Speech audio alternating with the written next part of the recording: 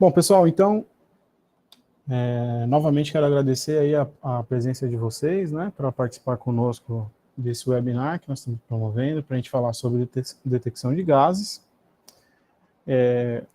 Nós vamos ter aqui o espaço da apresentação. Como eu mencionei, a gente tem aqui a interação através dos chats aqui, que nós vamos conversando, eventuais dúvidas, vocês podem já ir lançando aqui, a gente separa, depois no final já responde as perguntas, né? Vamos deixar um tempinho para fazer isso no final da apresentação. Tem também aqui, logo abaixo da tela de apresentação, a parte de questionários ali, como eu mencionei, que ali você consegue também fazer perguntas diretas aqui, né?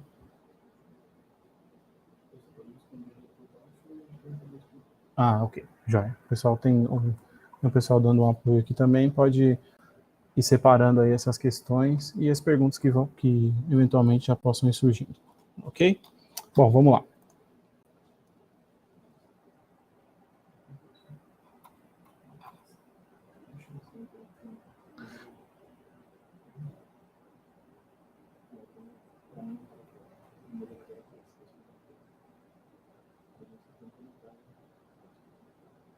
Já. Bom, os assuntos que nós falaremos nessa tarde, falaremos sobre a Leo Ambiental, foi uma breve apresentação da empresa. Estou vendo que a gente tem aqui clientes que já estão conosco há bastante tempo, né? Outros que têm feito a parte de serviço conosco, alguns que eu não estou reconhecendo, talvez seja mais recentes, estão chegando agora, né? Mas vamos falar um pouquinho da empresa. Vamos falar sobre espaço confinado. Vamos apresentar alguns conceitos básicos relacionados à detecção de gás.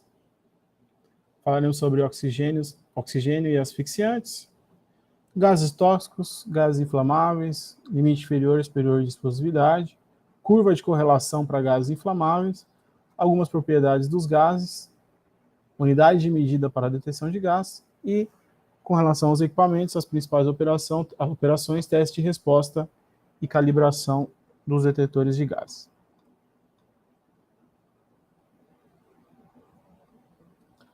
O pessoal está comentando aqui a questão de disponibilizar a apresentação. No final nós vamos ver como fazer isso. Por certo, vocês vão receber um link depois com a gravação, né, do webinar e vamos avaliar aí a questão da apresentação. Vamos em frente aqui. Bom, a Leo Ambiental, né, nós trabalhamos aí com soluções voltadas para a preservação da vida e proteção do meio ambiente. Atuamos na linha de detecção de gases, os detectores fixos e portáteis, voltado para trabalho em espaço confinado, avaliação aí de atmosferas de risco, os detectores fixos também para proteção da planta, identificação também de vazamento, né? Trabalhamos com os analisadores de gases, aí voltado mais para o controle de emissão, monitoramento contínuo de emissão em chaminés, ou também voltado para a parte de processo.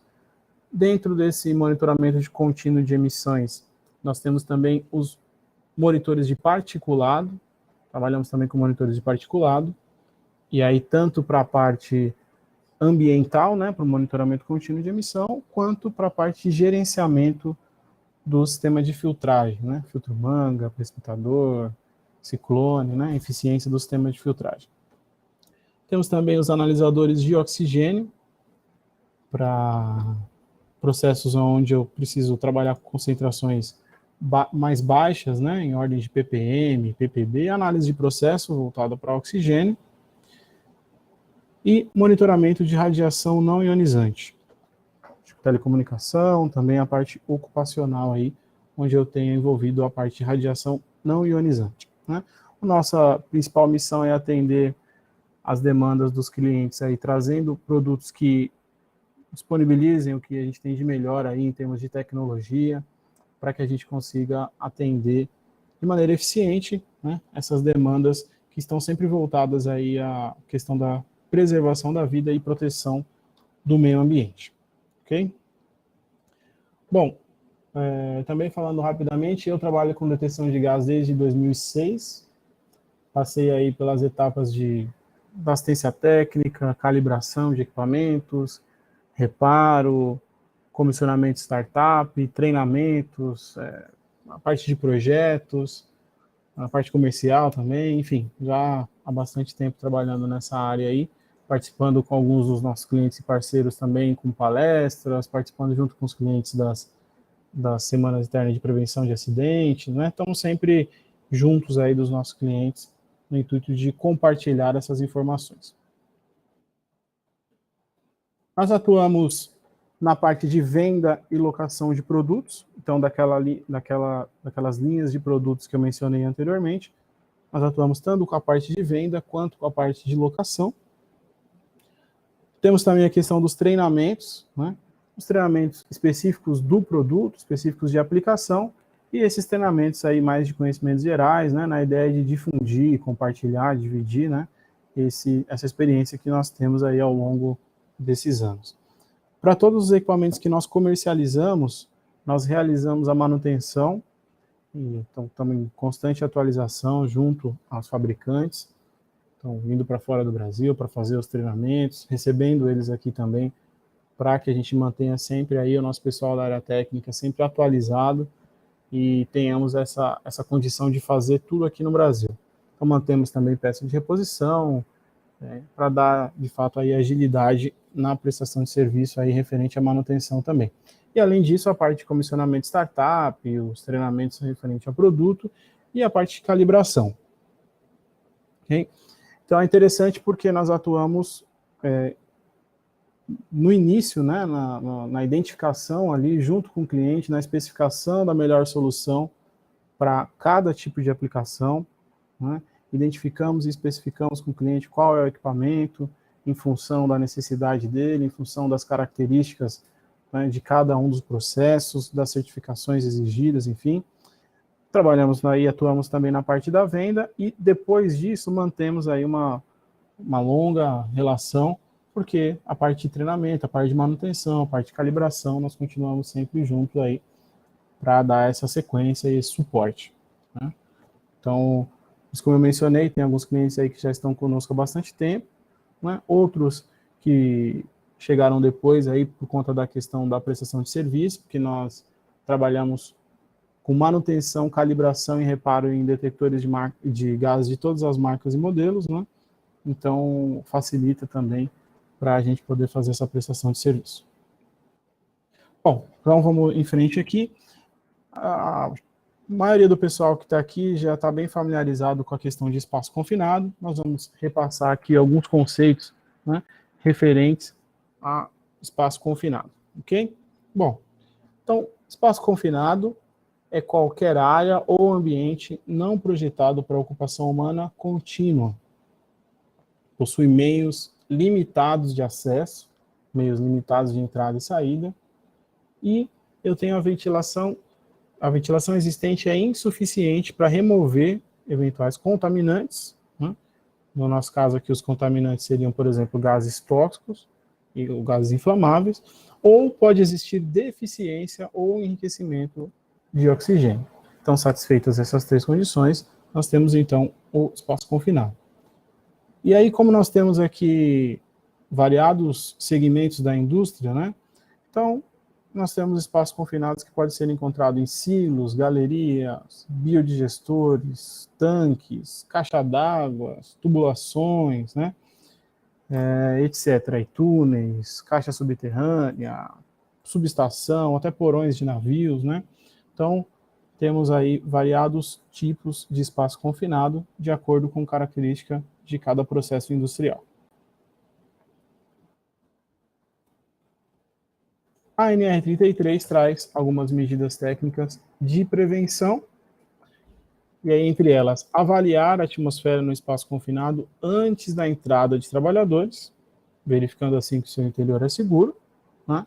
Ou seja, antes do início da atividade dos trabalhos em espaço confinado, eu faço uma avaliação com o meu detetor de gás, para garantir que eu tenho uma atmosfera segura.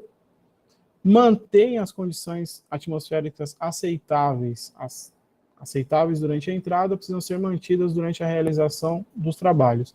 Para isso, eu preciso monitorar e, eventualmente, tomar ações ventilando, purgando, enfim, o que for preciso, for necessário para que eu mantenha a atmosfera segura durante a realização de toda a atividade. E para isso eu preciso, então, monitorar continuamente a atmosfera no espaço confinado. Né? Então, enquanto eu tiver trabalhadores desempenhando ali as tarefas, tem alguma atividade no espaço confinado, eu preciso garantir que aquela atmosfera é segura. E para fazer isso, eu preciso monitorar continuamente a atmosfera do espaço confinado, né, para garantir que eu não tenha deficiência ou enriquecimento de oxigênio e presença de contaminantes, como, por exemplo, gases tóxicos ou gases inflamáveis. Então, continuando aqui, para cada espaço confinado eu vou ter uma característica, né? Posso ter espaços confinados que são verticais, posso ter espaços confinados, por exemplo, que são horizontais, e para auxiliar nisso, nós temos disponíveis equipamentos que trabalham com bomba de sucção e equipamentos que trabalham sem bomba de sucção. Então, normalmente, para a liberação do espaço confinado é feita a avaliação com equipamento com bomba, junto com alguns acessórios, como, por exemplo, mangueira ou ponta de prova, né? Possibilitando, então, que eu faça uma avaliação de maneira correta. E depois, durante a realização da atividade, o monitoramento contínuo é feito também com equipamento com bomba, pode ser feito, né? Ou com equipamento sem bomba durante o desempenho das atividades. Ok? Bom, então, só uma repassada aí rápida, né, no que nós temos aí de espaço confinado.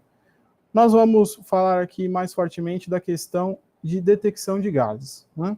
A importância da detecção de gases. Por que que nós detectamos gases? Né? Qual é a importância? Com o que está relacionado os temas de detecção de gases? Bom, a primeira e mais importante, para salvar vidas, né?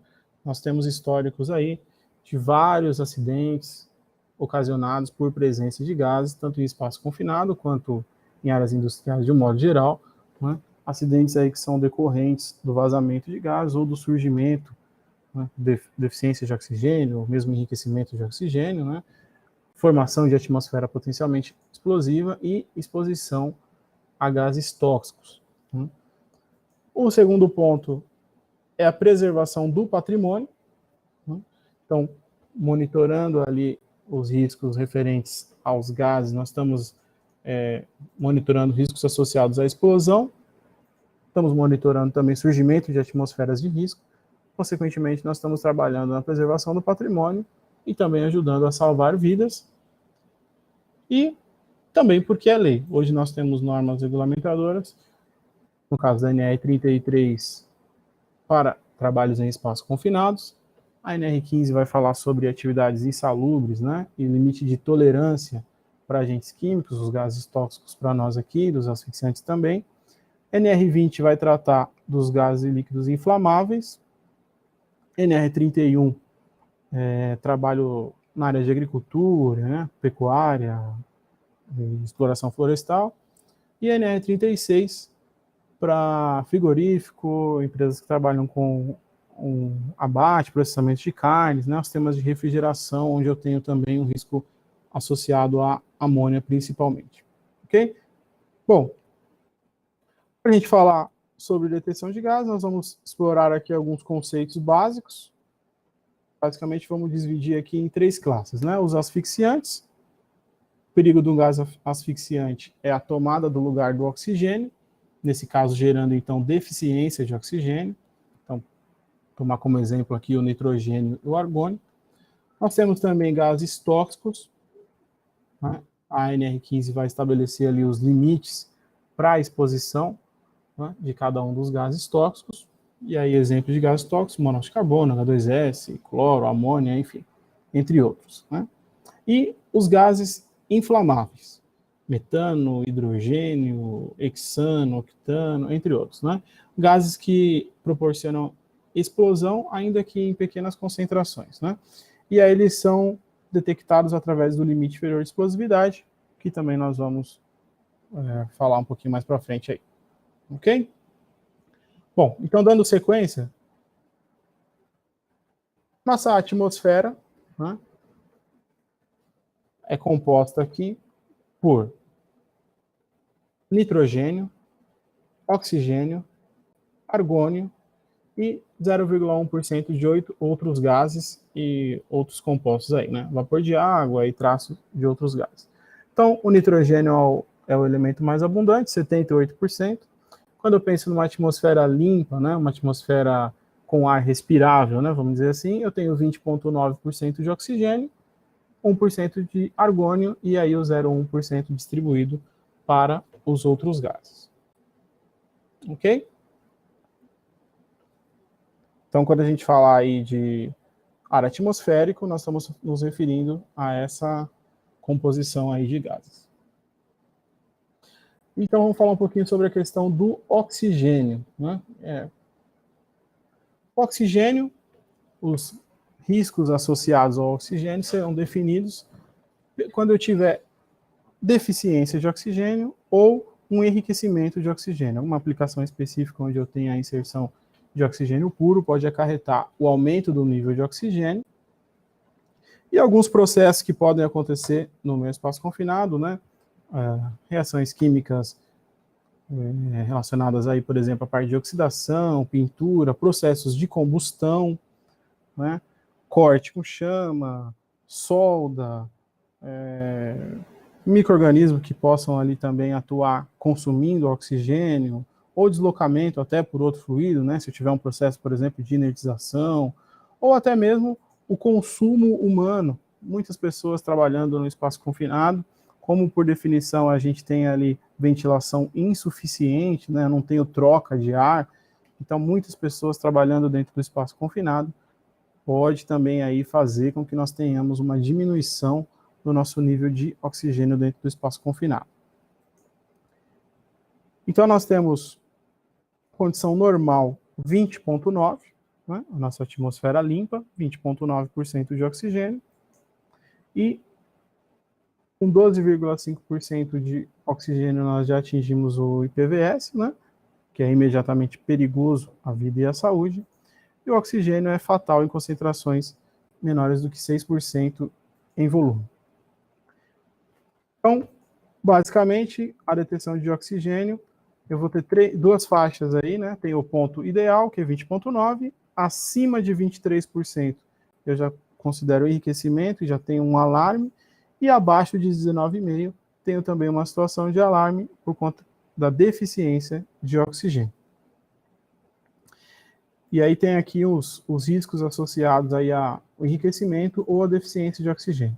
Acima de 23%, quando eu tenho enriquecimento de oxigênio, eu potencializo a inflamabilidade dos materiais. 20,9 é o nível normal. E abaixo disso, eu tenho aí consequências, né? 19,5 é o meu nível de alarme.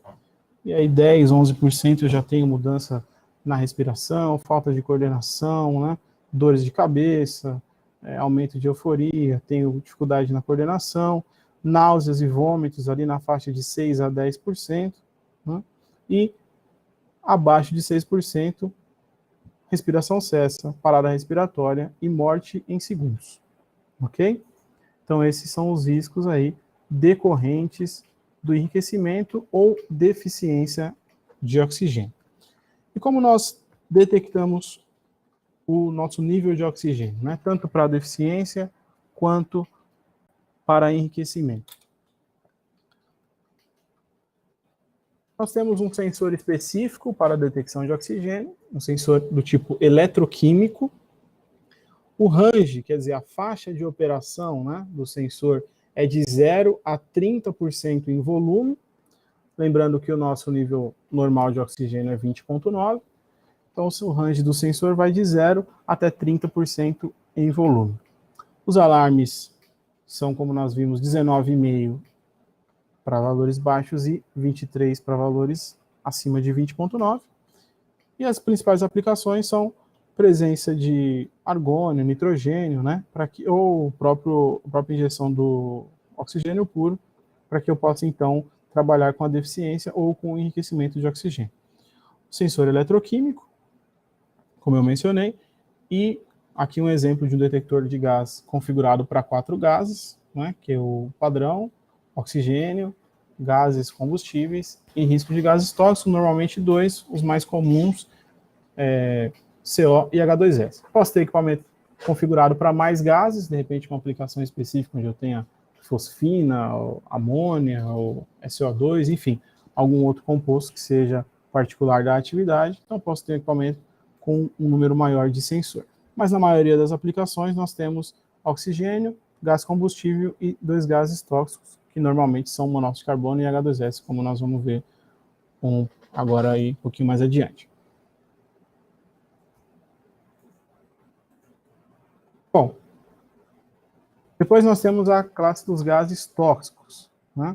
São os gases que produzem efeitos nocivos no organismo, né? Em função da dosagem de exposição, né, podem ter esses efeitos nocivos aí. Os gases tóxicos, eles são perigosos em pequenas concentrações, então nós vamos quantificar aqui, explicar a diferença aí das unidades de medida, né, para a gente entender esse pequenas concentrações. Alguns gases não possuem cor e nem cheiro, o que criam aí uma grande dificuldade, né? Muitas literaturas até se referem aí a gases como assassinos silenciosos, né? Acontece que eu tenho algumas situações onde eu tenho presença de gás e o fato de o gás não possuir nem cor e nem cheiro, muitas vezes pode dar a falsa segurança, né, de que eu não tenho o risco, que eu não tenho gás presente, e quando na verdade ele está presente, muitas vezes até em concentrações nocivas. A unidade de medida é ppm, parte por milhão. Fazendo uma analogia aqui, se a gente tiver 100% em volume de gás, né, 100% do nosso gás atmosférico, por exemplo, né, uma atmosfera onde eu tenha 100% em volume de gás, vou pegar ali 1 milhão de bolinhas. Então, como no exemplo aqui, 1 milhão de bolinhas, dessas bolinhas cinza. Se dentre esse universo de 1 milhão de bolinhas eu pegar uma bolinha vermelha, então eu peguei uma parte desse milhão. Então, parte por milhão, né, graficamente representando, para poder ilustrar, é como se eu pegasse uma bolinha dentro desse universo aí de 1 milhão de bolinhas. Ok? E aí, então, eu tenho estabelecido a relação 100% em volume equivale a 1 milhão de ppm, logo 1% em volume de gás, 1% em volume de gás, equivale a 10 mil ppm. Então, para não ficar trabalhando com números decimais, né, 0,0001, a gente trabalha na unidade de ppm, né, para se referir a essas pequenas concentrações. Ok? Bom, como principais gases tóxicos, né, nós temos, dentre outros, né, mas os principais, amônia, né, bastante usado aí na parte de refrigeração, também em alguns processos de limpeza, né. Temos o HCN, o pessoal que trabalha com metais nobres aí utiliza bastante o HCN, o dióxido de carbono, que é utilizado principalmente aí em indústrias de bebida, e os demais, né? Dióxido de enxofre, o cloro, monóxido de carbono, H2S, enfim. Temos aí uma lista de gases tóxicos aí, os principais. No caso do gás tóxico, eu tenho um limite de tolerância, ou seja, dependendo da concentração, eu posso ficar exposto àquela concentração durante um determinado período, sem que eu tenha efeitos adversos, né? Então, os dois principais, nós temos aí o TWA, que é a média ponderada de 8 horas. Então, é o valor no qual eu posso ficar exposto àquela, a média, o valor médio, né, a média ponderada, do que eu posso ficar exposto até 8 horas. Tem o valor de STIL, que é a média ponderada para 15 minutos, né? E depois, com esses valores, eu chego também ao, a gente chama do valor de alarme instantâneo, né, que é a concentração ali onde eu deixo de ter ali uma atmosfera propícia e tenho que, então, ou no caso da liberação, não fazer a liberação, né, ou estando ali efetuando o trabalho, abandonar o trabalho porque tem uma atmosfera de risco, ok? Para nós aqui, nós temos os limites de tolerância, que são definidos pelo anexo 11 da NR15. né, que é o nosso TWA, que é a concentração limite de exposição diária a um determinado gás, sem que eu tenha efeitos adversos. Então, vamos falar um pouquinho dessa parte aqui da NR15. Bom, limite de tolerância, por os fins das normas, é a concentração ou intensidade máxima ou mínima, né, relacionada com a natureza e o tempo de exposição ou agente, sem que isso cause dano à saúde do trabalhador. Okay? Então, nós temos ali o anexo 11, onde eu tenho uma tabelinha ali com os valores que são válidos para cada um dos agentes, né? Lembrando que aqui nós estamos falando de absorção apenas por vias respiratórias, ok? Então, vamos pegar aqui como exemplo o gás sulfídrico, o H2S, e o monóxido de carbono. Então, eu tenho ali um limite de exposição, o meu TWA, com 8 ppm para o H2S, né, ou 12 mg por metro cúbico, que é uma outra unidade, né, ou 39 ppm para o monóxido de carbono. Então, esse aí é o meu limite de tolerância para esses dois gases. Ocorre, então, que eu tenho, além disso, o valor máximo, né, que é o que a gente chama aí do alarme instantâneo. Então, tomando como exemplo o monóxido de carbono e o H2S, nós teríamos a seguinte condição. No caso do H2S, o limite de tolerância é 8. Então, aqui no limite de tolerância, nós estaríamos nessa faixa de 1 a 10 aqui. Esse valor máximo ele é definido pelo produto do limite de tolerância pelo fator de desvio.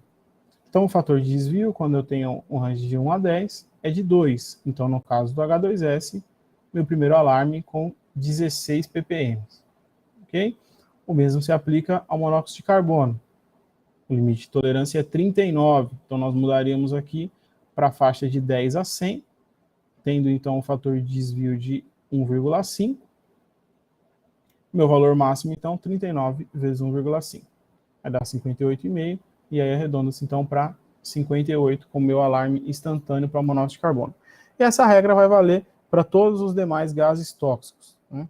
Então, para a definição do alarme instantâneo para amônia, fosfina, CO2, enfim, a gente vai seguir essa regrinha aí para todos eles. Bom, como nós temos vários gases tóxicos, né, nós vamos falar sobre os dois principais, os mais comumente encontrados, que é o monóxido de carbono e o sulfeto de hidrogênio, o gás sulfídrico, né, o H2S. No caso do monóxido de carbono, ele pode surgir, né, ou aparecer no espaço confinado, resultante de processos de combustão incompleta, né? Então, resultado de queima, de solda, motores, entre outros fatores aí, eu posso ter o surgimento, né, do monóxido de carbono no espaço confinado. Então, até um parênteses aí novamente, porque da importância de a gente monitorar continuamente, né? Muitas vezes a atmosfera que eu tinha no momento da liberação, ela, em função das atividades que são realizadas, ela pode ser modificada. Então, preciso monitorar continuamente para garantir que eu tenho uma atmosfera segura durante toda a atividade. O monóxido de carbono ele não possui cor e também não possui cheiro, né? Então, nós não podemos perceber a presença do gás, né, a menos que tenhamos aí o equipamento adequado. O limite de tolerância, como nós vimos, 39 ppm e o IPVS 1.200 ppm. Aí nós podemos fazer um questionamento, né? O monóxido de carbono, ele também é inflamável. Sim, ele também é inflamável.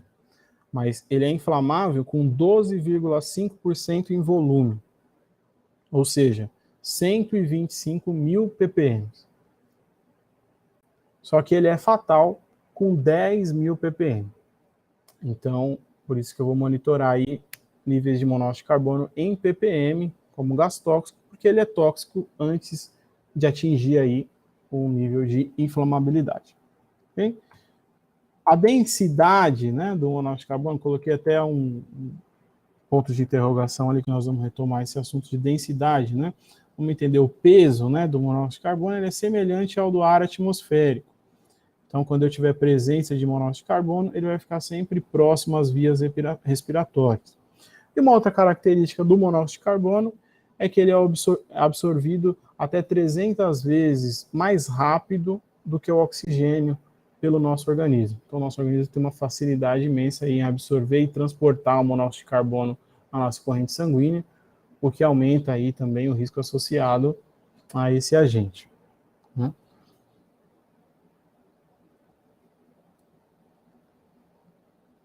Coloquei aqui uma tabela para a gente avaliar aqui o efeito em função do tempo de exposição versus a concentração, né? Então, por exemplo, aqui uma exposição de 1h30 a 100, aliás, a 1000 ppm de monóxido de carbono, e a gente já começa a ter tendências aí a cambalear, né? Confusão, dor de cabeça, né? E aí quando a gente pensa aqui, 1h30 de exposição, né? Não é tanto, porque se a gente pensar nas atividades de trabalho em espaço confinado, muitas vezes eu vou ter atividade que vai demorar, vai me demandar toda a jornada de trabalho, né? Ou dependendo do tamanho do espaço confinado, do tipo de atividade, eu vou ter dias lá de atividade, não de maneira ininterrupta, né? Mas eu tenho bastante tempo lá de atividade. Então, não é improvável que eu tenha aí alto tempo de exposição. Por isso, da importância de monitorar. E o detetor, ele é capaz já de fazer essa média ponderada aí e te dar o alarme quando o nível de tolerância for atingido, né? Tanto de tolerância para 8 horas quanto de tolerância para 15 minutos. E aí ele é configurado em função aí da NR15, como nós vimos anteriormente. Bom, outro gás tóxico que nós temos, o H2S, né, o sulfeto de hidrogênio, o gás sulfídrico. Ele pode aparecer em espaço confinado como resultante de formação da atuação de bactérias, né? Então, água, esgoto ou proveniente de local onde tem a interferência de outros agentes. O que acontece? O H2S, ele já tem uma característica um pouco diferente. Ele apresenta, sim, um cheiro forte, um cheiro de ovo podre, né? em pequenas concentrações, né? E depois de um tempo, e em função também do aumento da concentração, ele inibe o olfato. Então você tem um agravante ainda, porque você pode sentir o cheiro do gás, perceber a presença do gás pela questão do odor, porém, né, quando eu tiver ali um aumento da concentração, né, ou um período de exposição prolongado, né, ele vai então inibir o olfato, dando aí a falsa sensação de que eu não tenho gás, quando na verdade eu posso ter aumentado a concentração, né? Então, temos essa situação específica aí no caso do gás sulfídrico. O limite de tolerância é 8 ppm e o IPVS 500 ppm. A mesma situação, ele também pode ser inflamável, mas a concentração 4,16% em volume, né? Bastante alta, então a gente também monitora como gás tóxico, trabalhando aí na região de ppm. E no caso do H2S, ele é fatal com 700 ppm. Diferente do monóxido de carbono, o H2S é um gás pesado, né? Então ele concentra-se próximo ao chão. E em contato com o gás, a gente tem aí irritação na garganta e dificuldade para respirar, e temos normalmente mortes associadas aí à paralisia respiratória. Muito tempo atrás, o pessoal também se referia muito ao gás sulfídrico, né, o H2S, como o gás da morte, né? Nós tivemos aí inúmeros acidentes também, infelizmente, algum deles resultando em mortes, né, por conta da presença do H2S. E, então, importante aí monitorar níveis baixos também. H2S e monóxido de carbono são os dois gases tóxicos mais comumente encontrados nas aplicações de trabalho em espaço confinado. Também temos um quadro aqui para fazer a mesma avaliação. Por exemplo, no caso do H2S, a exposição de 1 hora, a gente já começa a ter irritação na garganta, inconsciência e morte por paralisia respiratória, quando eu tiver aí de 500 a 700 ppm e tempo de exposição de 1 hora. Ok? Se isso aumentar bastante, se tiver ali 1000 ppm ou acima de 1.700 a 1000 ppm, eu tenho morte em minutos por paralisia respiratória em decorrência da presença de H2S. Bom, esses são os dois principais, né? Temos outros gases tóxicos, mas a grande parte das aplicações aí em espaços confinados estão cobertas por esses dois agentes aí. E como nós fazemos a detecção de gases tóxicos?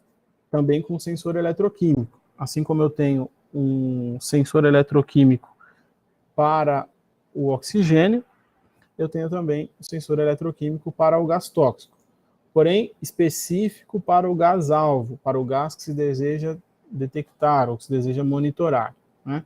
Ou seja, monóxido de carbono detectado pelo sensor específico para o monóxido de carbono, H2S específico para H2S e assim, né, para os demais gases tóxicos também. O range, a faixa de operação do sensor, depende do tipo de gás, né? Então, como o limite de tolerância também é variado em função do composto, o range e o alarme também vai depender do tipo de gás que está sendo monitorado. E a aplicação é para detecção específica do gás-alvo, né, sempre em ppm.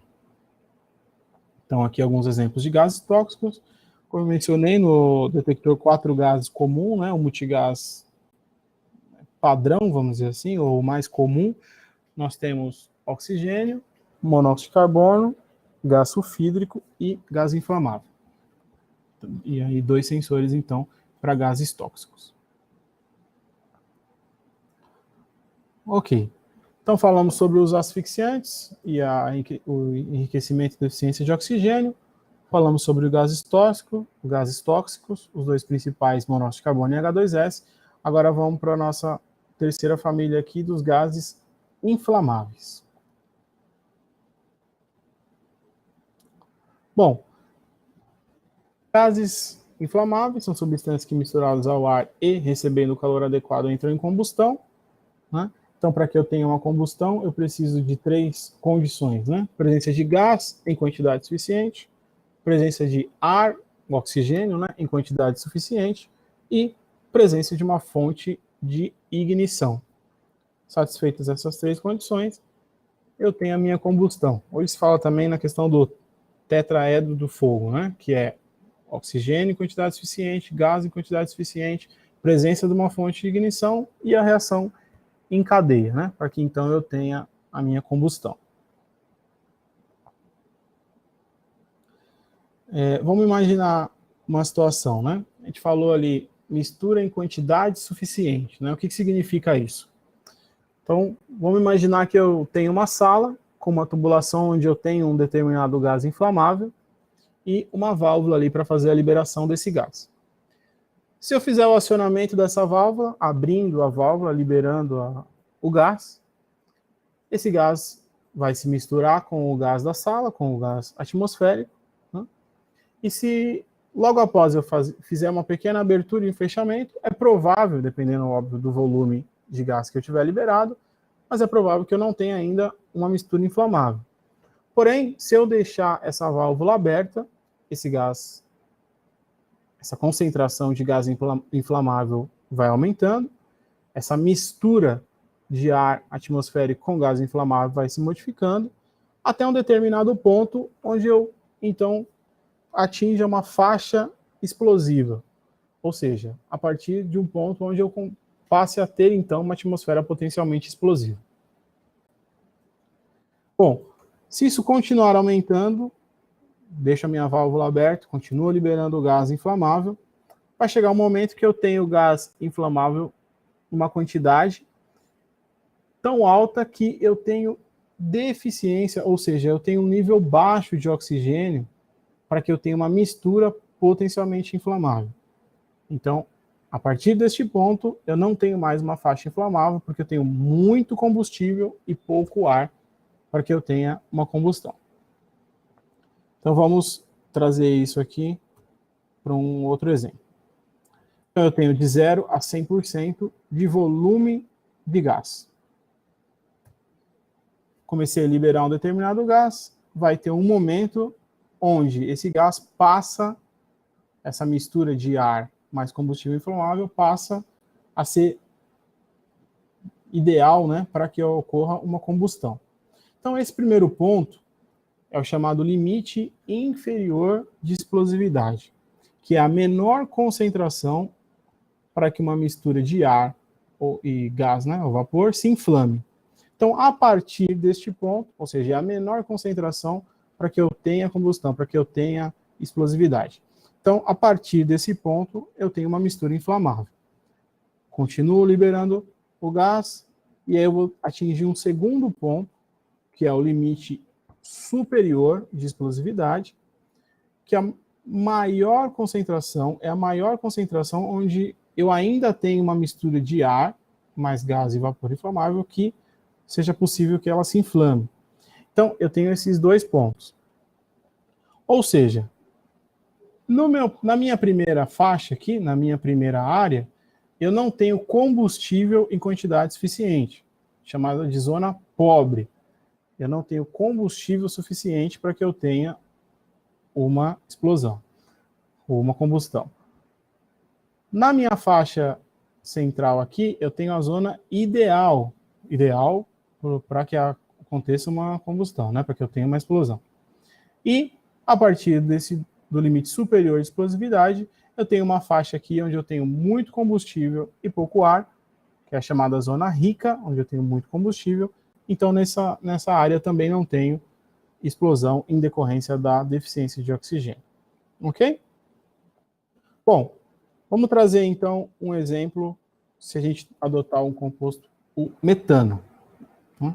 No caso do metano, esses pontos eles são definidos em 5% e 15%. Ou seja, quando eu atingir 5% em volume de metano, a partir daí, então, eu passo a ter uma atmosfera potencialmente explosiva.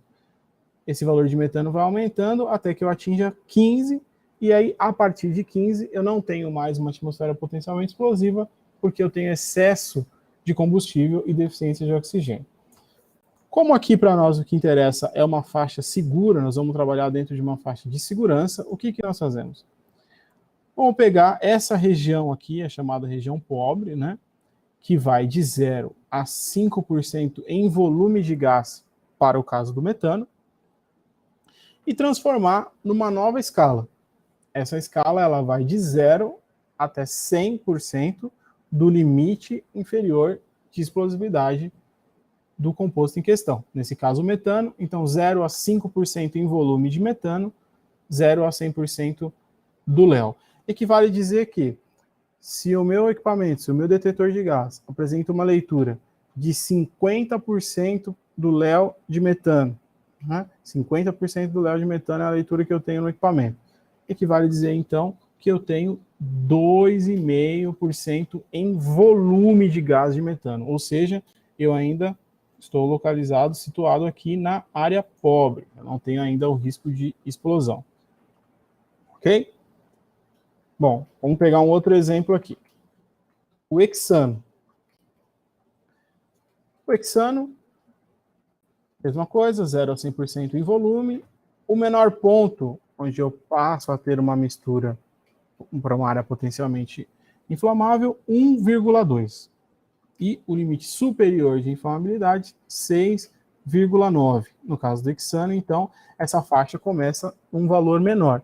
Cada gás vai ter o seu limite inferior de explosividade. Então, nós vamos observar daqui a pouco que cada um dos gases tem o seu limite inferior de explosividade. No caso do hexano, essa nossa escala de 0 a 100% do léu equivale a 0 a 1,2% em volume de hexano. Okay? Então, no caso do metano, era de 0 a 5, no caso do hexano, de 0 a 1,2. Mas a nossa faixa para a detecção de gases inflamáveis ela é de 0 a 100% do léu, 0 a 100% do limite inferior de explosividade. Bom, como cada gás vai ter um limite inferior de explosividade diferente, né?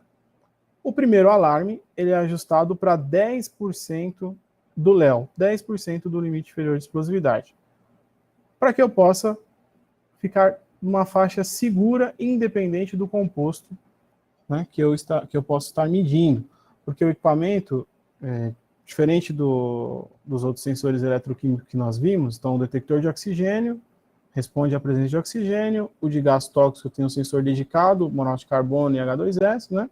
No caso do gás inflamável, se eu calibrar um sensor com propano, mas na minha área eu encontrar hidrogênio, por exemplo, ele também vai ler. calibrei com propano, mas eu tenho na área hexano, por exemplo, ele também vai ler, né? Então, toda a cadeia de hidrocarbonetos aí vai ser atendida pelo sensor de gás inflamável. E por isso o primeiro alarme com 10%, para que eu tenha uma faixa segura para todos esses compostos.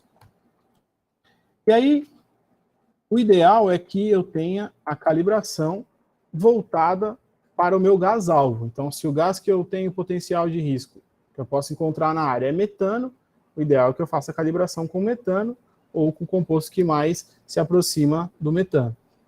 Se eu vou trabalhar com pentano, por exemplo, que o limite inferior de explosividade é 1,4, o ideal é que eu faça, então, uma calibração com o pentano para deixar o equipamento 0 a 100% do léu para pentano. Mas nós temos também a correlação dos gases inflamáveis. Vamos entender. Então, por exemplo, equipamento calibrado com metano, mas na área eu encontrei hexano. Então, qual é a leitura real do equipamento?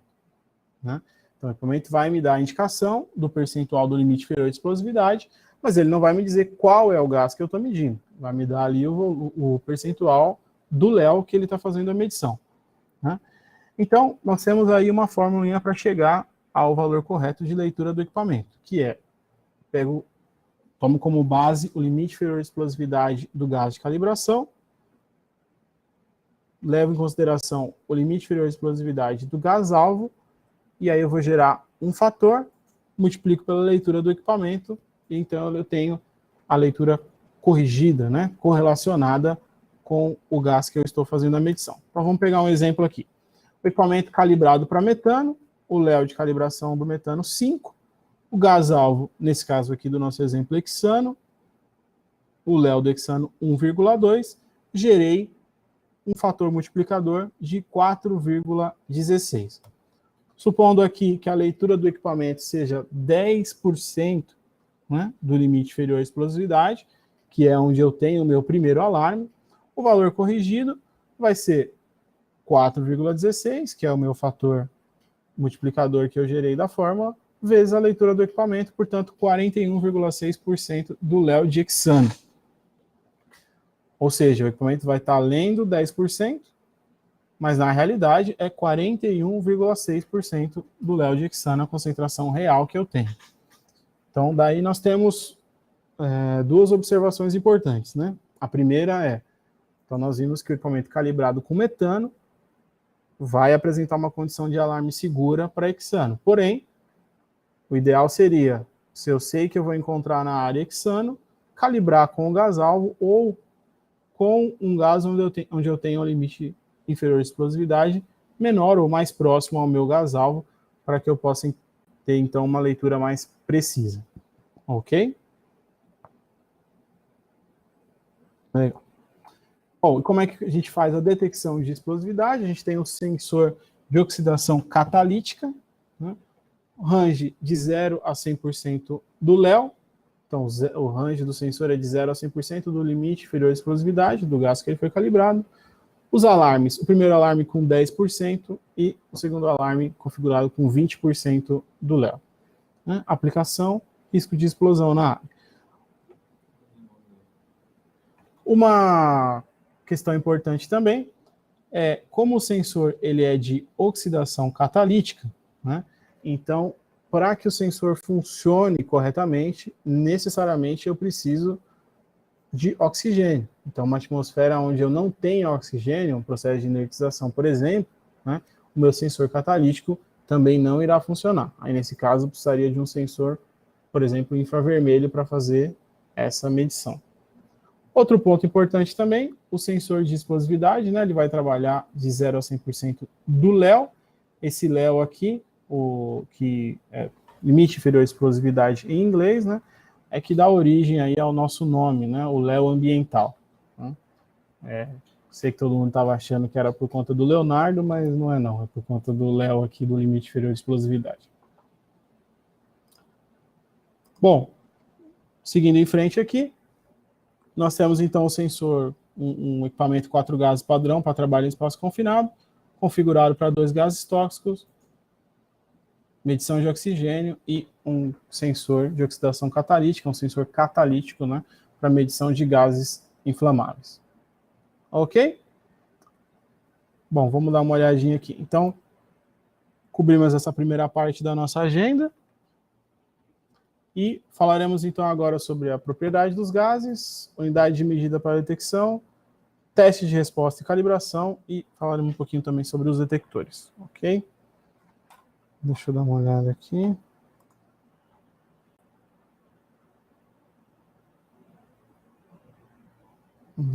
Ok. Joia. Vamos lá.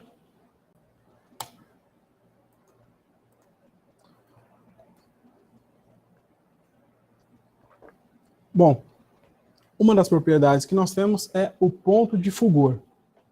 Fulgor é a temperatura mais baixa na qual um composto se vaporiza em quantidade suficiente para formar uma mistura inflamável com o ar pelo contato com uma chama, né? Só que nesse caso a combustão não se mantém, né? Não prossegue, porque eu ainda não tenho vapor em quantidade suficiente. É o que a gente conhece aí como flash point, né?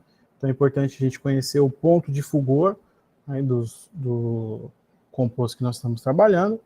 E uma outra informação que vai nos auxiliar aí é a densidade. Bom, conhecer a densidade é importante para a gente identificar se este gás, né, ao vazar ou estando presente, né, numa atmosfera do espaço confinado, ele vai subir, vai depositar nas partes mais baixas ou vai ficar numa altura mediana. Então nós temos aqui a seguinte referência. A densidade do ar é 1. Então gases com densidades menores do que 1 são gases mais leves do que o ar e densidades maiores do que 1, gases mais pesados do que o ar. Então nós temos nesse exemplo aqui, né, o nosso espaço confinado.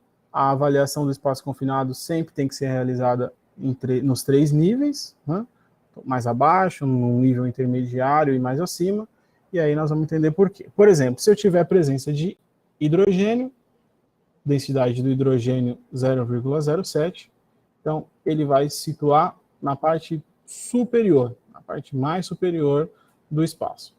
O monóxido de carbono, 0,97, vai ficar ali numa faixa mediana, muito próximo aí à densidade do gás atmosférico. O metano fica ali numa parte intermediária, né, entre o monóxido de carbono e o hidrogênio. O mesmo acontece com o gás sulfídrico, porém mais abaixo. O gás sulfídrico também 1,19, mais pesado que o ar, né? Então vai ser encontrado também nas partes mais baixas. E no caso do GLP, do butano, 2,05, né, a densidade. Então vai ficar mesmo depositado nas partes mais baixas aí. E aí nós temos uma situação interessante, né? E aí que exemplifica bem a real necessidade de que nós façamos a avaliação utilizando a mangueira ou a ponta de prova, né, em um equipamento com bomba, nos 3 níveis. Eu tenho o hidrogênio, tenho o metano e tenho ali o butano, todos eles aí da família dos gases inflamáveis, né? E cada um localizado, podemos dizer aí, em uma das regiões, né? Então, o butano mais abaixo, o metano ali numa linha central, ou um pouquinho acima ali, né? E o hidrogênio na parte bem superior aí do ambiente, ok? Além dos riscos dos gases tóxicos, no caso do H2S, por exemplo, também abaixo, e diferente do monóxido de carbono, que já estaria numa linha média ali. Então é importante conhecer a densidade dos compostos para que a gente consiga fazer aí uma correta avaliação. Bom, então, retomando aqui, nós vimos as unidades de medida. Opa. Tudo bem? Ok. Então, gases tóxicos, pequenas quantidades, leitura em parte por milhão, ppm. Percentual de volume. Então, o oxigênio vai ser medido em percentual de volume, né? Ou alguns outros gases abundantes também pode ser medido em percentual de volume. Eu coloquei aqui o CO2. Para algumas aplicações nós temos a detecção de CO2 em percentual de volume, mas o CO2 também tem um limite de tolerância pré-estabelecido, então é bem comum que nós tenhamos aí a medição, a detecção de CO2 em ppm. E, por fim, o sensor catalítico, a unidade percentual do limite inferior de explosividade. Então, 100% do Léo é a concentração na que a mistura atinge uma zona ideal para a explosão. Ok? Bom, então essa aí é uma tela típica, né, de um detetor. Eu tenho, então, a medição de oxigênio, numa atmosfera normal, 20,9% em volume. Tenho ali a medição do Léo, percentual do limite inferior de explosividade, e os gases tóxicos medidos em ppm. Ok? Então, essas são as nossas unidades de medida. Bom, é importante também a gente falar sobre dois aspectos aí dos equipamentos, que é a questão da calibração, né? Então, nós temos, por definição, né, de acordo com o vocabulário internacional de metrologia, que foi aprovado também pelo IMETRO, calibração é o conjunto de operações que estabelece, sob condições especificadas, a relação entre o valor indicado por um instrumento de medição e o valor correspondente das grandezas estabelecidas por padrões. Ou seja, calibração é comparar a leitura do instrumento com o valor do padrão. Então, calibração é a comparação da leitura do instrumento com o padrão. Ocorre que no caso dos detetores, né, nós temos as estações de calibração, né, para calibração, a chamada calibração automática. O que acontece é que acaba se fazendo também um ajuste, né? Então, o procedimento é, vamos exemplificar, você tem um cilindro, um padrão com 100 ppm de monóxido de carbono. Aplicou no detetor, a leitura do detector deveria ser de 100 ppm. Ela pode variar e quando você estabelece a comparação entre a leitura do equipamento e o que você tinha no padrão, isso é a calibração. Agora, vamos dizer que esse desvio deu fora de uma faixa aceitável. Então, faz-se um ajuste e aí uma nova comparação para que eu possa, então, ter a calibração do equipamento calibrado. Ok? Então, é bem comum a gente acabar usando aí a nomenclatura calibração, né? Mas para nos referir ao ajuste do equipamento. E uma outra operação que é fundamental, que é o teste de resposta, o bump test. E aí é que nós fazemos uma pergunta. O detector de gás está funcionando? Eu quero convidar vocês aqui para a gente fazer uma reflexão, né?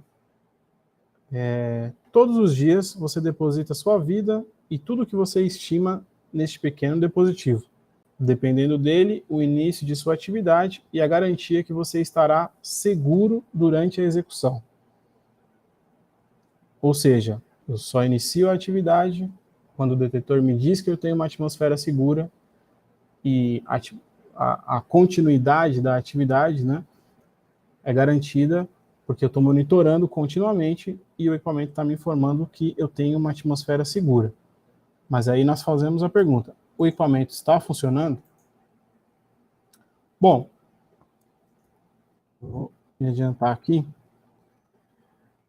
Um especialista em detecção de gás norte-americano escreveu um artigo, inclusive a frase que eu li há pouco é dele, né?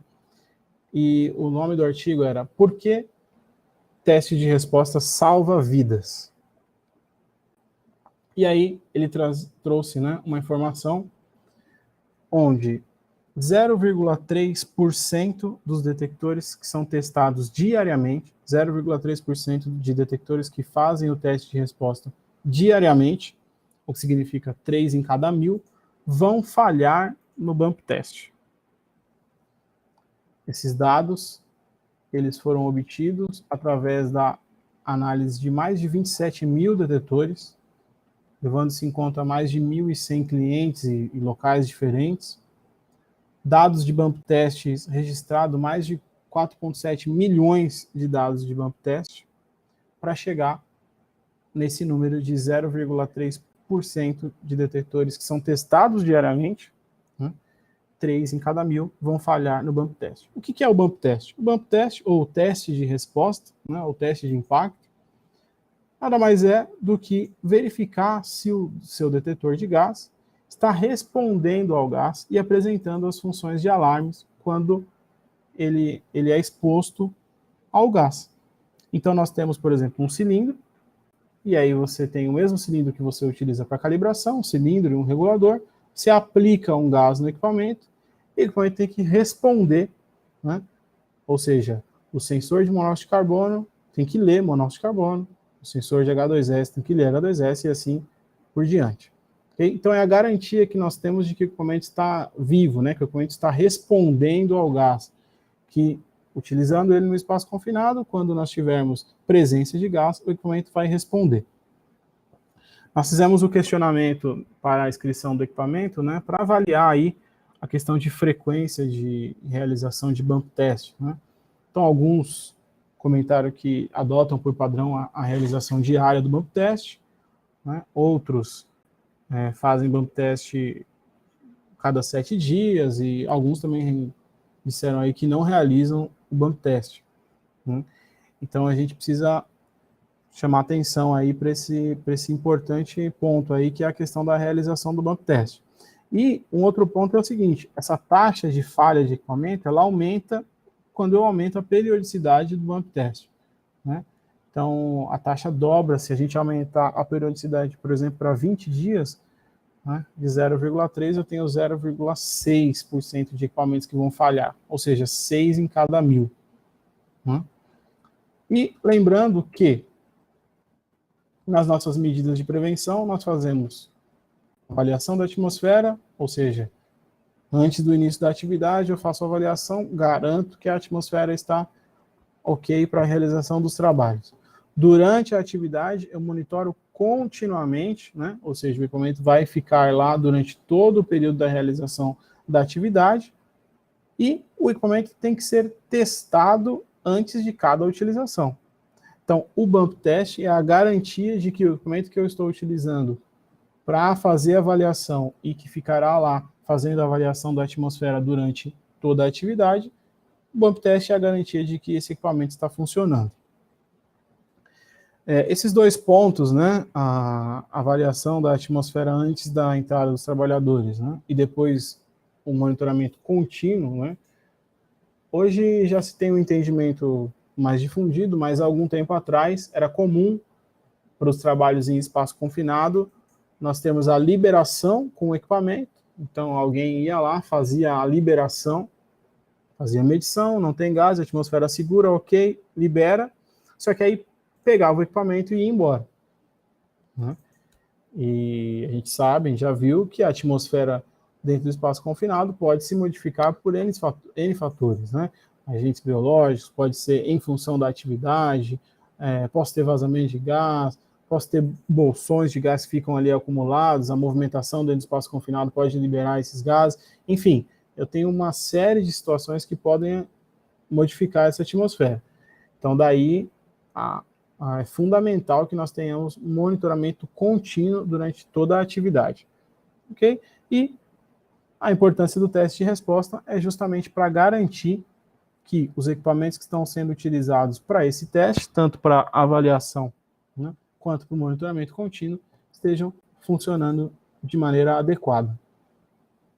Ok? Beleza. Bom, agora queria fazer alguns questionamentos aqui. Eu tenho equipamentos que trabalham com mais de um gás, né, os multigases, que vão trabalhar com 4, 5, 6 ou até 7 gases, né, e tem os equipamentos monogás, equipamento que trabalha com um sensor dedicado para um tipo de gás. Então, minha aplicação é para medição de monóxido de carbono ou de H2S, não necessariamente para uso em espaço confinado, mas para que eu tenha ali um sensor específico para o risco de um determinado gás, ok? Então, aí eu pergunto, por que nós devemos, ou não devemos, por que não devemos, né, medir gases tóxicos fazendo uso apenas do sensor de oxigênio. Bom, nós vimos que a entrada de um determinado gás vai fazer o nível de oxigênio diminuir. Então, por que eu não utilizo apenas um medidor de oxigênio para fazer a avaliação também dos gases tóxicos e dos gases inflamáveis, dos outros compostos, né? Bom, vamos fazer a avaliação aqui. O meu gás atmosférico, o meu ar atmosférico é formado por 78% de nitrogênio, 20,9% de oxigênio, 1% de argônio e 0,1% de outros compostos. Então, eu tenho 100% no meu ar atmosférico. E aí eu pergunto a vocês, entrando 1% em volume de um gás qualquer, ok? Então, entra 1% em volume de gás, que equivale a 10.000 ppm, como nós já vimos, né? De um gás qualquer. E aí, a pergunta é, para quanto irá a leitura do meu instrumento que está medindo oxigênio? Para quanto irá a leitura do meu equipamento que está medindo oxigênio? Lembrando que a medida normal é 20,9. O meu oxigênio, ele cai para 20,6% em volume, né? E não para 19,9%, como certamente alguns pensaram aí. Por quê? Porque eu tiro 1% proporcionalmente da minha massa distribuída aqui. Então, meu equipamento estava medindo 20,9%, entrou 1% de um outro gás, a leitura proporcionalmente diminuiu para todos os compostos, então 20,6 é a leitura que eu terei de oxigênio. 20,6 de oxigênio não atingiu meu nível de alarme, então, do ponto de vista do oxigênio, do meu equipamento de oxigênio, tudo tranquilo. E, aliás, ainda que fosse 19,9, né, que seria uma conta errada, mas ainda que fosse 19,9, também não teria atingido o nível de alarme, que é 19,5, o primeiro nível de alarme. Bom, o alarme de oxigênio é 19,5, então essa situação aqui, com 1% em volume de um outro gás, é uma situação normal. Porém, se esse gás que entrou fosse monóxido de carbono, o IPVS do monóxido de carbono é 1.200 ppm. E o monóxido de carbono ele é fatal com 10.000 ppm, ou seja, com 1% em volume, que é exatamente a quantidade que entrou aqui. Se, ao invés de monóxido de carbono, o gás que entrou fosse H2S, o IPVS do H2S, 100 ppm. Morte com H2S, ele é fatal, em torno aí de 500 a 700 ppm. Entrou 10.000 ppm. Então, e o meu sensor de oxigênio continuou lá no 20,6. Então, daí a importância da gente entender a diferença das unidades, né? Bastante impactante aqui quando a gente faz essa avaliação.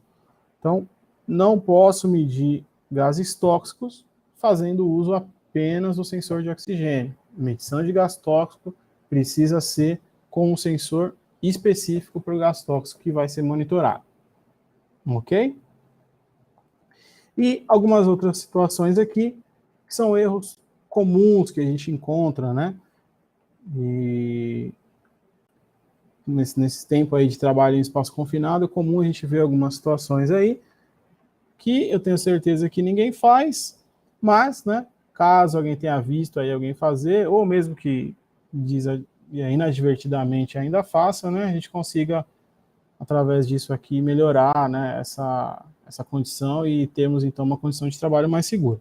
Então, um erro comum, utilizar apenas explosímetros. Né? Que são explosímetros? Equipamentos que têm apenas o sensor para medir explosividade, para medir gás inflamável, para medir Léo. Então, apenas o meu risco de gás inflamável vou medir apenas utilizando o explosímetro. Lembrando que o sensor catalítico precisa do oxigênio para funcionar. Então, é imprescindível que eu tenha também uma medição, no mínimo uma medição de oxigênio. Então, se eu vou avaliar os riscos em função aí apenas da inflamabilidade, eu preciso ter, para o sensor catalítico, também presença de um sensor de oxigênio, para garantir que eu tenha aí o funcionamento do equipamento. Ok? Exceção feita, quando a gente vai fazer avaliação de algum hidrocarboneto dentro de uma atmosfera inerte, por exemplo, que aí eu posso usar, por exemplo, um sensor infravermelho para medição do hidrocarboneto. Outro ponto, medição de gases tóxicos, como o CO, por exemplo, através de inflamabilidade. Bom, já que o gás é inflamável, eu vou fazer a medição através da inflamabilidade. Não, também não pode. Nós vimos aqui que antes de ser inflamável, no caso, por exemplo, do monóxido de carbono, né, ele é tóxico. Então tem que ser medido como gás tóxico, sensor eletroquímico específico para o monóxido de carbono, com os níveis de alarmes ajustados segundo o anexo 11 da NR15. Medição de gás tóxico com sensor de oxigênio, né? Afinal, a entrada de outros gases vão deslocar o oxigênio, nós vimos há pouco, né? Que é essa relação de volume com ppm, são grandezas diferentes, né? Então não dá para trabalhar apenas com o sensor de oxigênio, medindo gás tóxico pela deficiência de oxigênio.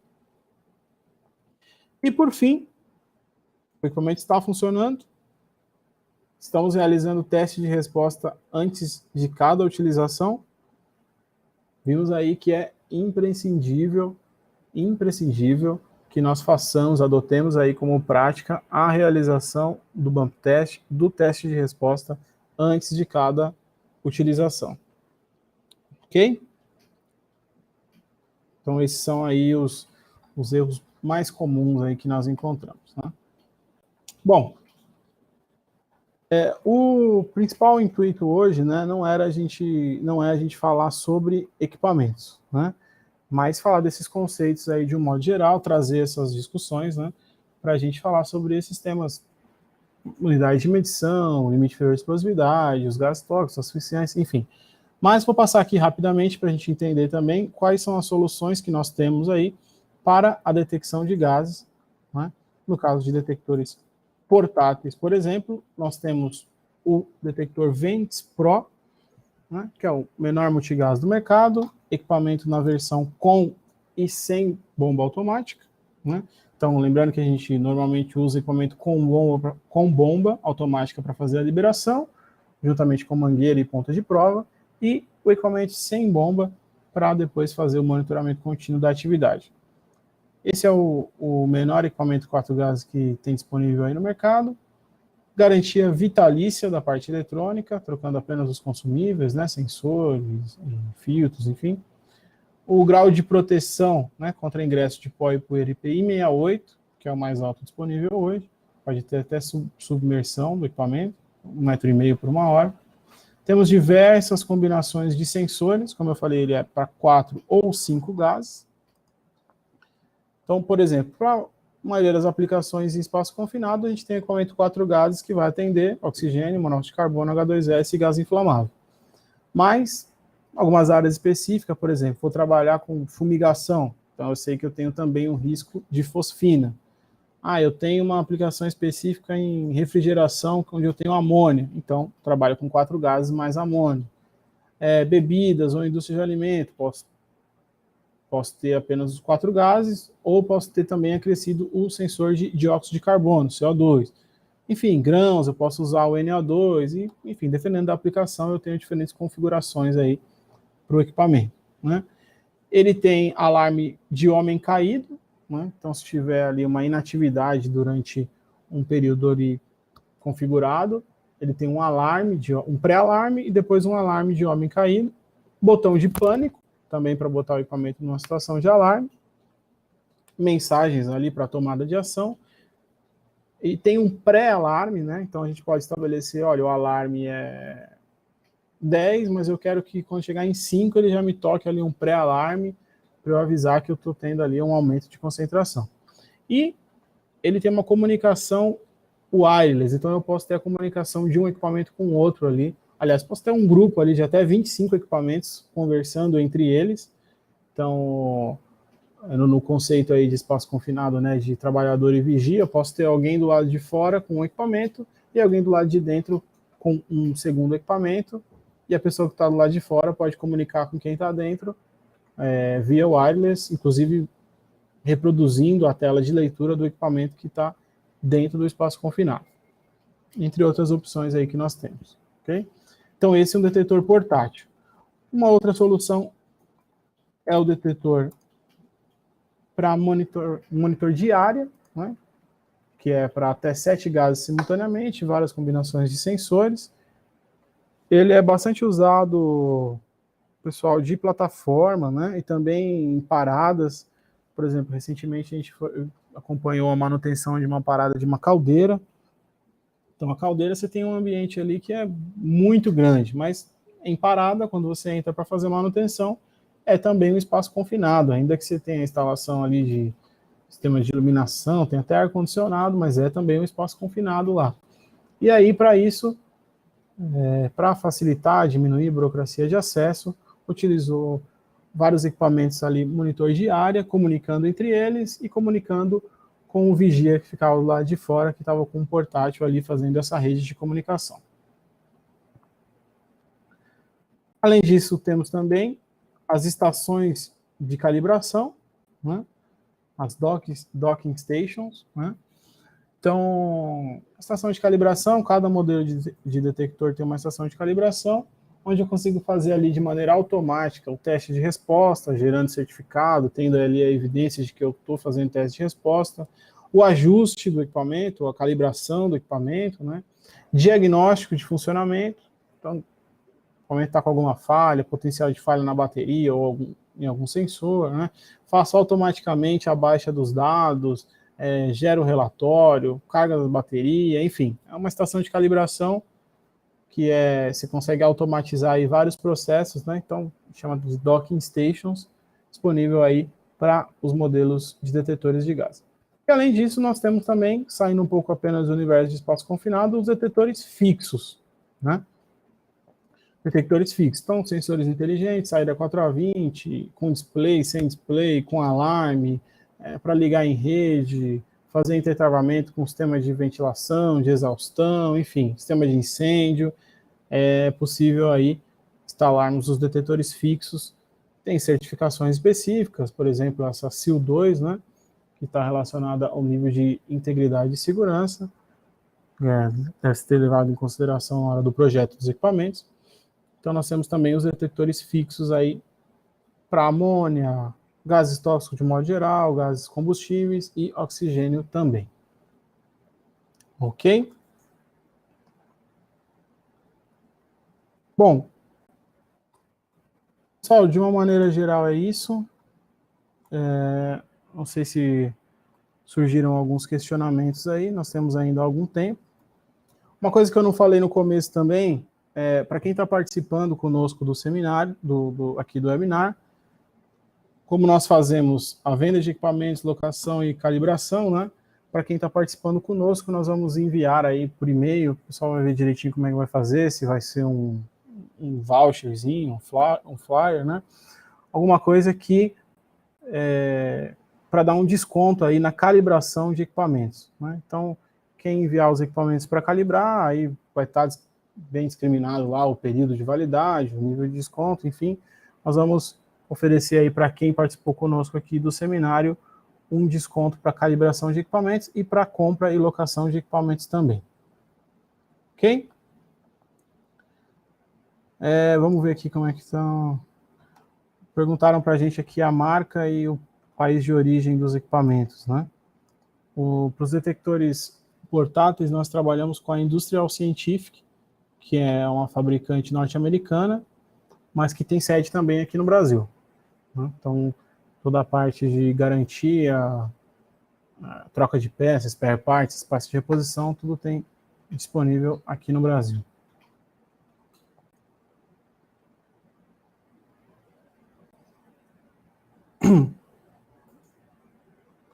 Perguntaram aqui sobre a questão das normas aqui de equipamentos para trabalho em atmosfera explosiva, né? Sim, os equipamentos. Aliás, uma pergunta bastante interessante aqui também. Os equipamentos para trabalho em espaço confinado, no caso dos detectores portáteis, né? Eles têm que ter a certificação em metro, né? E tem que ser equipamentos ali intrinsecamente seguros. Então, sim, os equipamentos atendem aí às exigências de certificação.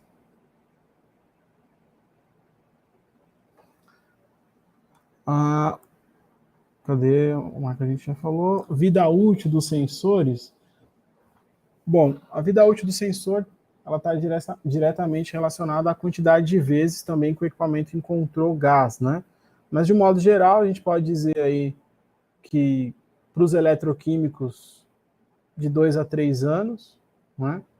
E para o sensor catalítico, pelo menos uns 5 anos aí de vida útil, tranquilamente.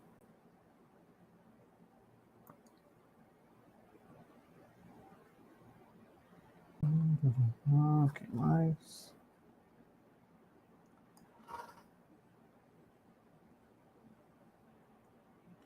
Uma vez, tá perguntando também aqui se o equipamento precisa ser calibrado novamente depois que detectou um gás específico, né? Isso aí depende da concentração a que o equipamento foi exposto, né? Existe um alerta, né, um alarme de overrange nos equipamentos, né, que é indicar que o equipamento foi exposto a uma concentração acima do range de leitura.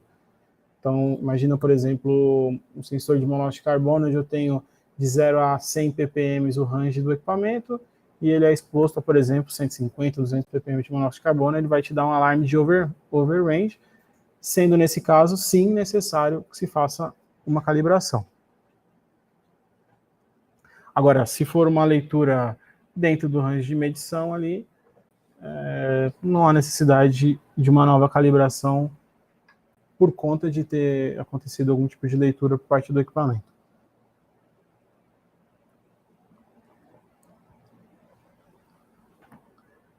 No caso do gás, perguntaram também a questão do gás cloro, né? O cloro, como gás tóxico, você também precisa ter um sensor específico para a detecção de cloro. É um sensor eletroquímico também. Então, imaginando que você tenha o trabalho no espaço confinado, a necessidade de oxigênio, gás inflamável, H2S e CO, adicionando o cloro, então você vai precisar de um equipamento para até 5 gases para fazer essa medição. Se for fora do espaço confinado, o risco for apenas específico para cloro, você tem sensores fixos que trabalham com cloro ou sensor portátil monogás, configurado também apenas para a detecção de cloro.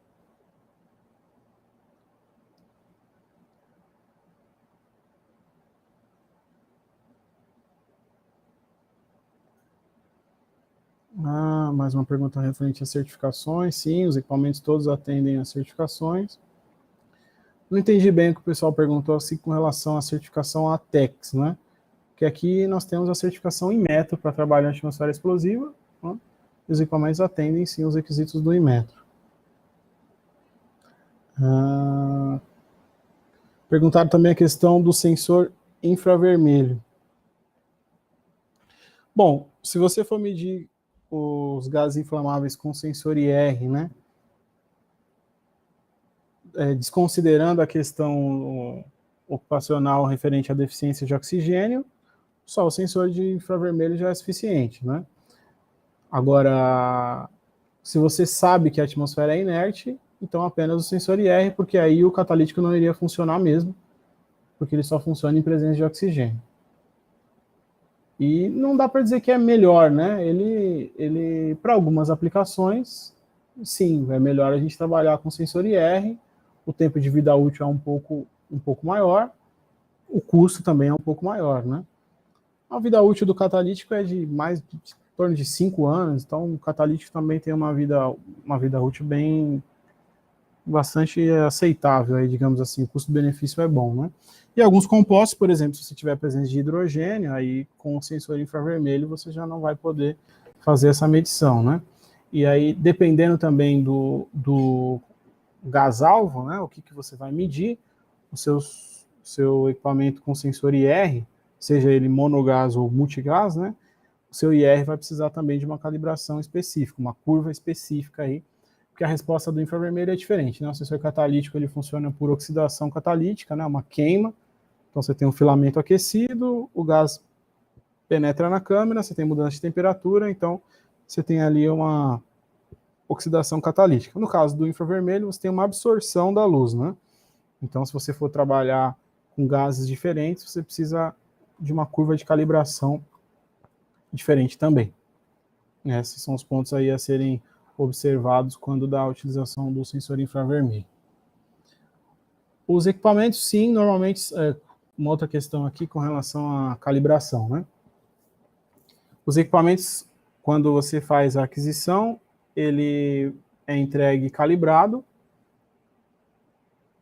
e o certificado de calibração ele não tem validade, né? A calibração, como nós vimos lá, que é a comparação, ela depende muito dos procedimentos internos que você vai adotar. A recomendação dos fabricantes é que esse período de calibração não exceda aí de 3 a 6 meses. 6 meses tem sido uma prática comum, né?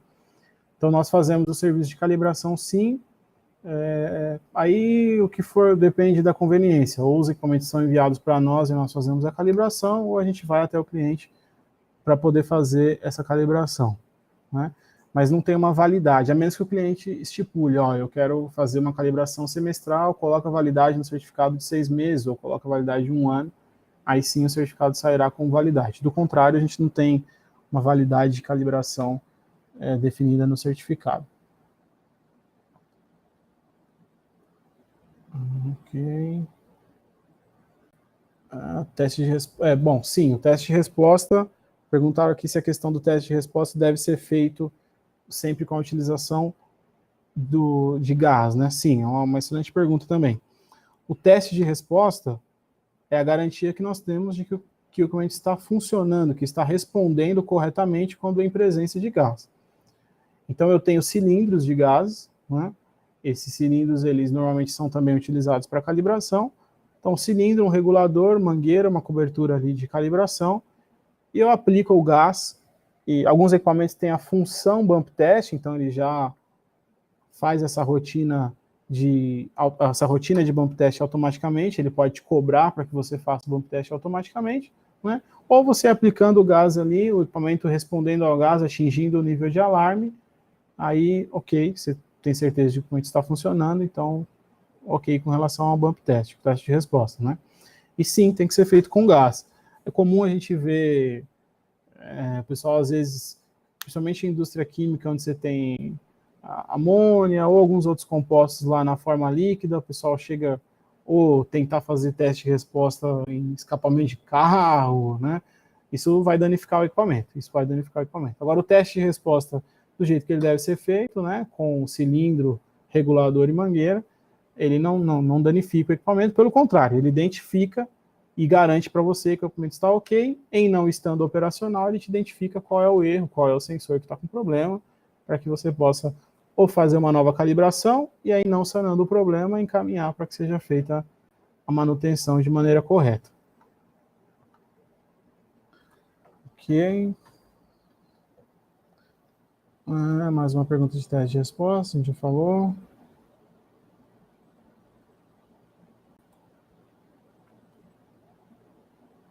Vida útil dos sensores também.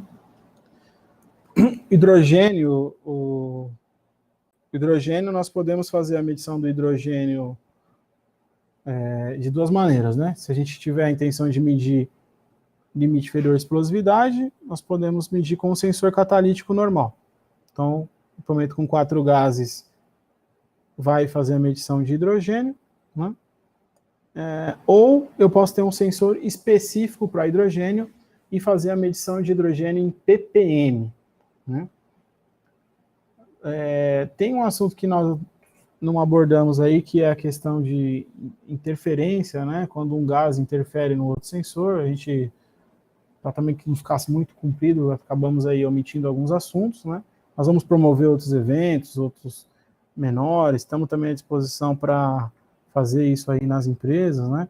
Mas hidrogênio, ele também é um interferente para o sensor de monóxido de carbono, né? Então tem que tomar cuidado também quando a detecção de monóxido de carbono com esse nível de interferência, né? E aí, respondendo à pergunta com relação ao sensor, o hidrogênio pode ser detectado com o sensor catalítico para limite inferior de explosividade, ou se eu tiver a intenção de fazer a medição do hidrogênio em ppm, aí sim eu preciso de um sensor específico para essa medição em ppm.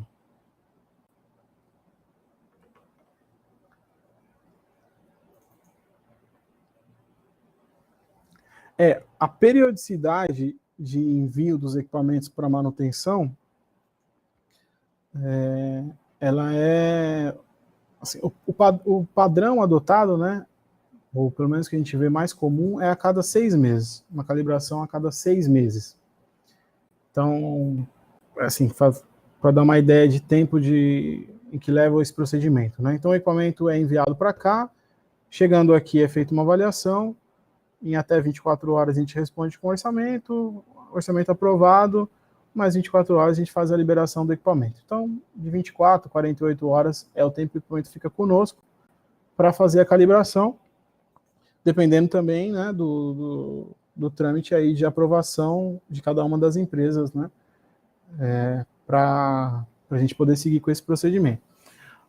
Agora, tem empresas que adotam períodos menores, querem fazer a calibração a cada 3 meses, e tem empresas que adotam também períodos um pouco maiores, optam por fazer a calibração anual. Isso é uma determinação interna, a determinação que consta no manual de operação do equipamento, a recomendação do fabricante é que o período de calibração fique entre 3 e 6 meses, não exceda esse período.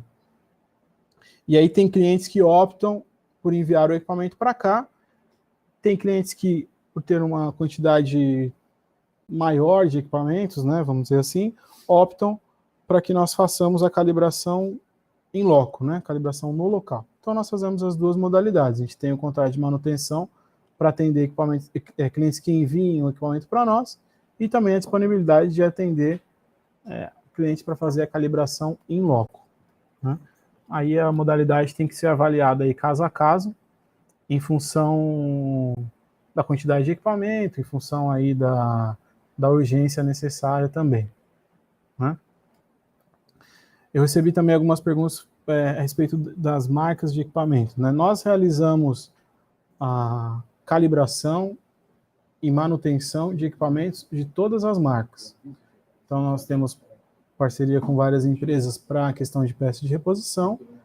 Então, nós fazemos a calibração em equipamentos de todas as marcas. Então, para venda, o nosso foco é com a Industrial Scientific.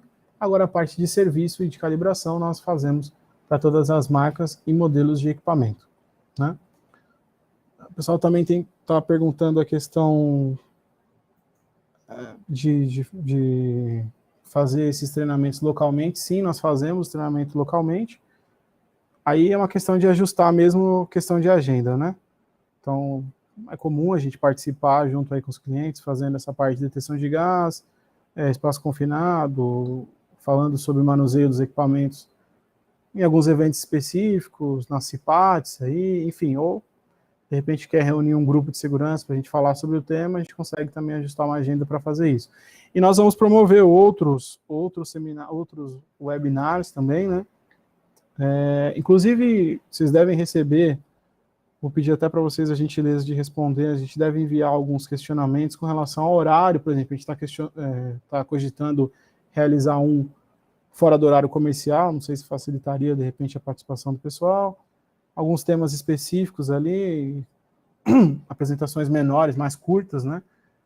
Por exemplo, a gente falar de calibração, falar de teste de resposta, enfim.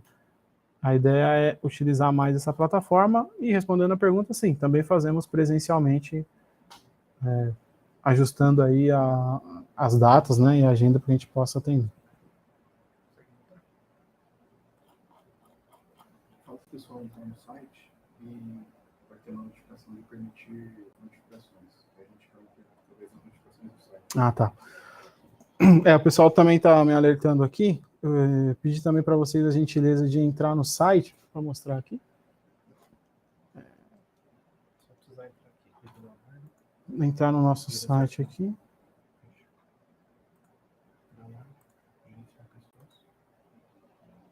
Só um minutinho. Então, vou mostrar aqui para vocês.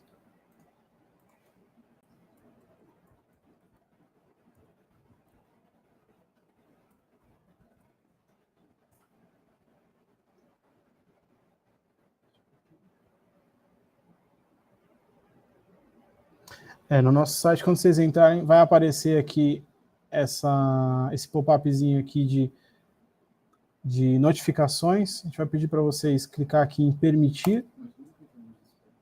Nós não é para ficar enviando spam, nada disso não. Nós vamos enviar notificações de fato que sejam úteis aí, concernentes aos assuntos que nós tratamos aqui, e também essas informações aí referentes a outros treinamentos, e enfim, esses eventos que a gente venha a promover aí. Ok? Bom, encerrou aqui, acho que cobrimos todas as perguntas. Se ficou alguma para trás aqui, deixa eu dar uma olhada. A questão de envio da apresentação, o pessoal perguntou aqui, a gente está avaliando também. Ela vai ficar disponível, a gravação vai ficar disponível aí por um período. Vocês vão receber um link e quem quiser acessar novamente, né, repassar, enfim, ou assistir novamente, essa apresentação que nós fizemos aqui, vocês vão receber o link para ter acesso à gravação da apresentação. Ok?